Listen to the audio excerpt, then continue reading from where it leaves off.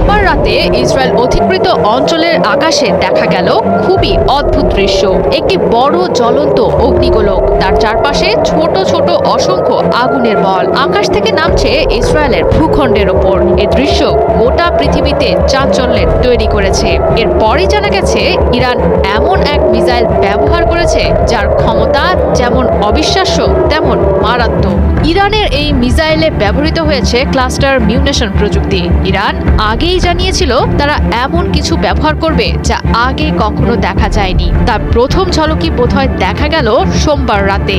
এ ধরনের মিসাইল ঠেকানোর সক্ষমতা প্রচলিত এয়ার ডিফেন্স সিস্টেমের খুবই কম। ইসরায়েলও পারেনি ঠেকাতে।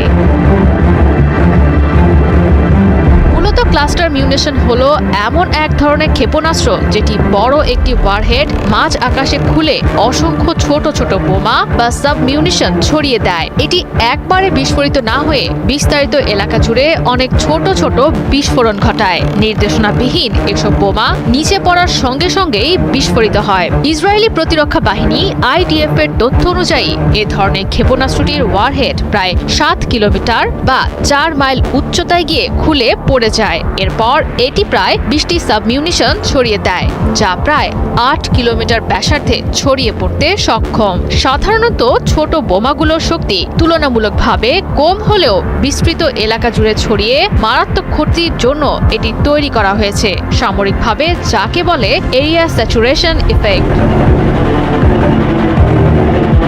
সোমবারের আঘাতকে কেন্দ্র করে অনলাইনে ছড়িয়ে পড়া একটি ভিডিও ফুটেজে মধ্য ইসরায়েলের আকাশে দেখা মেলে ক্লাস্টার মিউনিশন ক্ষেপণাস্ত্রের। ইসরায়েলি গণমাধ্যমে প্রকাশিত তথ্য অনুযায়ী ক্ষেপণাস্ত্রটি হামলায় ধসে পড়েছে অন্তত 4টি অ্যাপার্টমেন্ট ভবন। ধারণা করা হচ্ছে আশেপাশের একটি আশ্রয় কেন্দ্র ভেদ করে ক্ষেপণাস্ত্রটি ঢুকে পড়েছে।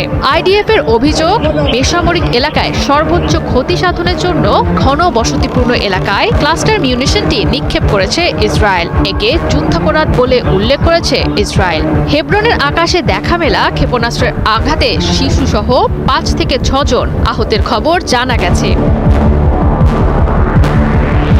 তবে অনেক সময়ই এর সাবমিউনিশনগুলো বিস্ফোরিত না হয়ে মাটিতে সক্রিয় অবস্থায় থেকে যায়। পরবর্তীতে এগুলো সৃষ্টি করে ল্যান্ডমাইনের মতো দীর্ঘমেয়াদে প্রাণঘাতী ঝুঁকি, যা সাধারণ মানুষের জন্য খুবই বিপজ্জনক। আন্তর্জাতিকভাবেও নিষিদ্ধ ক্লাস্টার মিউনিশন ক্ষেপণাস্ত্র বেসামরিক মানুষদের জন্য ক্ষতির কারণ হলেও ইরান এবং ইসরায়েলের কেউই ক্লাস্টার মিউনিশন নিষেধের পক্ষে নয়। জয়া সরকার, ৭১।